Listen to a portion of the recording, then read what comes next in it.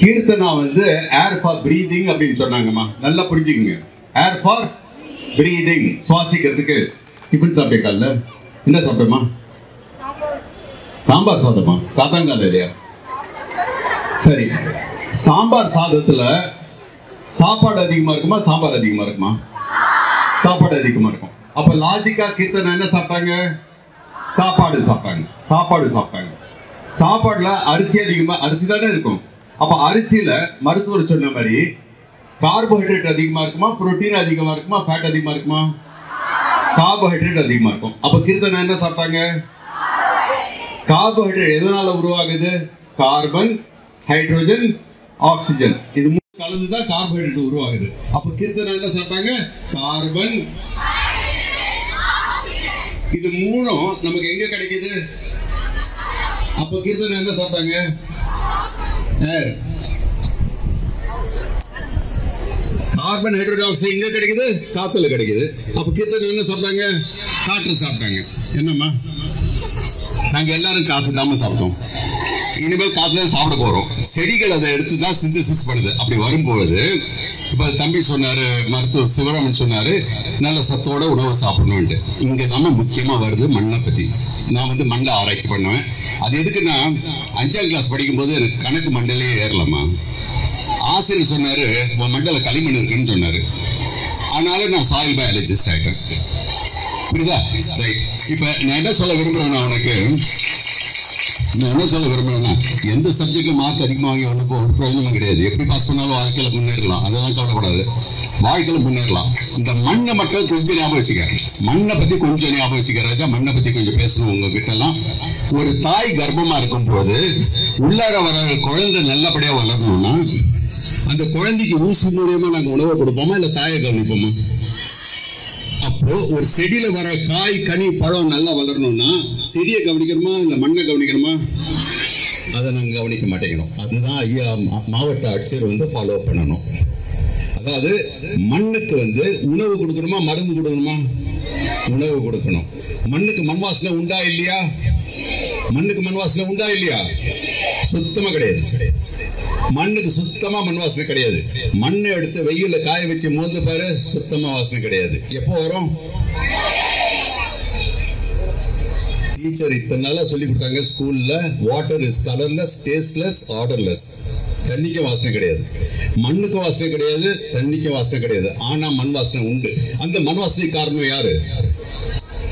யாரு? மண் இல்ல, உள்ளார வாழ்கின்ற நுண்ணுயிர்கள். நுண்ணுயிர்கள், ஆக்டினோமைசன்ஸ். இந்த நுண்ணுயிர்கள் வரும்போது தான் அந்த அருமையான மண் வாசனை வருது. அப்போ அந்த நுண்ணுயிர் ஒழுங்கா வரணும்னா அந்த மண்ணுக்கு நான் உணவு கொடுக்கணுமா கொடுக்கூடாதா? அந்த உணவு தான் எரு. நாங்க எரு கொடுக்காம உரம் கொடுக்குறோம். உரம்ங்கிறது ரசாயனம். ரசாயனம். இப்போ ரசாயனம் எல்லாமே உப்பு தான். இப்போ நீங்க எல்லாம் ஊருக்கு போறீங்க ராஜா, ஊருக்கு போறீங்க, அங்க ஒரு குளம் இருக்கு. குளத்துல இருந்து மீன் பிடிச்சிங்க, பிக்னிக் போனீங்க, டீச்சரோட எல்லாரும் போறீங்க, 3 நாள் தங்க போறீங்க. குன் போடுறது இல்லையா? ஆட்சியர் வந்திருக்கிறாரு, ரெக்கமெண்ட் பண்ண சொல்லுங்க. ரைட், அவர் வேணும்னா பண்ணலாம், ஒன்றும் பிரச்சனையே கிடையாது. சார் கோழி முட்டி விட்டு போயிடுறேன். அவங்களுக்கு எல்லாம் டீச்சர்மா, I am a very senior teacher now, so I can recommend them, right? So அந்த மாதிரி வரும்போது அந்த மண்ணுக்கு வந்து நாங்கள் சத்து கொடுத்தாகணும், எரு தயாரிச்சாகணும். இப்போ நீங்கள் பிடிச்ச மீன், அந்த மீன் வந்து செத்து போச்சு. இந்த மீனை வந்து 3 நாள் நீங்கள் வச்சிருக்கணும். உங்ககிட்ட ஐஸ் கிடையாது, உங்ககிட்ட ஃப்ரிட்ஜ் கிடையாது. என்ன பண்ணுவேன்? தண்ணியில் போட அழுகி போயிடுமா? உப்புல போட என்னவா மாறும்? கருவாடா மாறும். ஏன்? நுண்ணுயிர் இல்ல, நுண்ணுயிர் அழுகிறதுக்கு இல்ல. அப்போ நான் மண்ணில் ரசாயன உப்பு, நைட்ரேட்டுங்கிறது நைட்ரஜன் உப்பு, பாஸ்பேட் பாஸ்பரஸுடைய உப்பு, பொட்டாசியம் பொட்டாசியுடைய உப்பு, இந்த உப்பு போட போட என் மண் என்னவா மாறுது? கருவாடா மாறுது. புரியுதா கண்ணா? தமிழ்ல ஒரு செய்தி இருக்கு, அதாவது உப்பு சாப்பிட்டவன் புரியுமா இல்லையா? அப்ப நான் மண்ணுக்கு உப்பு போட்டுட்டே இருந்தேன்னா மண் என்ன கேட்கும்? அன்பார்ச்சுனேட்லி சாயில் மேனேஜ்மெண்ட் வித்தியாசமாக பார்க்குறோம், வாட்டர் மேனேஜ்மெண்ட் செப்பரேட்டாக பார்க்குறோம். இது சரியாது. இதெல்லாம் நீங்கள் புரிஞ்சுக்கணும் கண்ணா. உடல் நலம் நல்லா இருக்கணும், உணவு நல்லா இருக்கணும். உணவு நல்லா இருக்கணும்னா மண் நல்லா இருக்கணும். ஆனால் தான் நாங்கள் பேசும்போது ஆழ்வார் நாங்கள் எல்லாம் ஒன்றா வளர்ந்தவங்க, ரைட்? நம்ம ஆழ்வாரெல்லாம் அப்போ வந்து மண் அப்படி அப்படி வரும்போது மண் வளம் அப்படின்னு பேசாம மண் நலம்னு பேச ஆரம்பிக்கணும். மண் நலம், ஹெல்த்தி சாயில். அப்போ மண் நலம் அப்படின்னு சொல்லும்போது நீங்க மருத்துவரை போய் பார்த்தீங்கன்னா, ஆமா போனீங்கன்னா டாக்டர் ஃபர்ஸ்ட் என்ன பார்ப்பாரு? இல்ல, போன உடனே கையை பார்த்து நாடியை பார்ப்பாரு. நாடி நல்லா இருந்துச்சுன்னா, நீங்க நாடியில ப்ராப்ளம் இருந்துச்சுன்னா, மண்ணுக்கு நாடி மண்புழு ராஜா, மண்ணுக்கு நாடி மண்புழு. நீங்க மண்ணை தோண்டும் போது ஒரு மண்புழு வெளியே வந்து ஹலோன்னு சொல்லிச்சுவீங்க, அந்த மண் நலமா இருக்குன்னு அர்த்தம். ஏன்னா இப்போ சாதாரண யார்கிட்ட கேட்டீங்கன்னா என்ன டிஃபன் சாப்பிட்டீங்கன்னா இட்லி சாப்பிட்டேன்னு சொல்லுவாங்க. ஆனால் இட்லி கூட சாம்பார் சாப்பிட்டாங்களா, சட்னி சாப்பிட்டாங்களா சொல்கிறாங்களா? சொல்கிற பழக்கம் கிடையாது. அதே மாதிரி தான் மண்புழு அப்படின்னு சொன்னோம்னா மண்புழுவை சேர்த்து இருக்கின்ற எல்லா நுண்ணுயிர்களும் உயிரினங்களும் அங்கே இருக்குன்னு அர்த்தம். அதனால் நல்லா உருவாக்கணும், மண்ணை நல்லா உருவாக்கணும். நீங்கள் நிறைய ப்ராஜெக்ட்ஸ் பண்ணணும், நிறைய படிக்கணும்னா ஒரே ஒரு வார்த்தை மட்டும் சொல்லிடுறேன் ராஜா. உங்களுக்கு கல்வியை பொறுத்த வரைக்கும் கவலைப்படாதீங்க. அரசில் வந்து உங்களுக்கு ஸ்டேட் கவர்மெண்ட் ஸ்டூடெண்ட்ஸுக்கு நிறைய பெனிஃபிட்ஸ் இருக்குது. நல்ல மார்க் வாங்குறவங்களுக்கு direct admission to professional courses with fees இருக்குது. இதெல்லாம் நீங்கள் தயவு செய்து ஃபாலோ பண்ணணும்.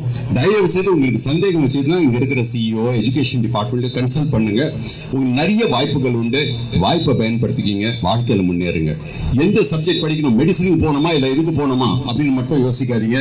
எது படித்தாலும் முன்னேறலாம். நான் படித்தது ஜுவாலஜி, விலங்கியல். ஆனால் இன்னைக்கு வாழ்க்கையில் உலகம் முழுக்க தெரியும் என் பேர். நீங்கள் இதில் கூகுளில் போட்டாலே வந்துடும் எல்லாமே. ஸோ அதனால் குழந்தைங்க உங்ககிட்ட ஒரே ஒரு ரிக்வஸ்ட், இன்னைக்கு 150 கோர்சஸ் இருக்குது உங்களுக்கு. நாங்கள் படிக்கும்போது கிடையாது. 150 கோர்சஸ் இருக்குது.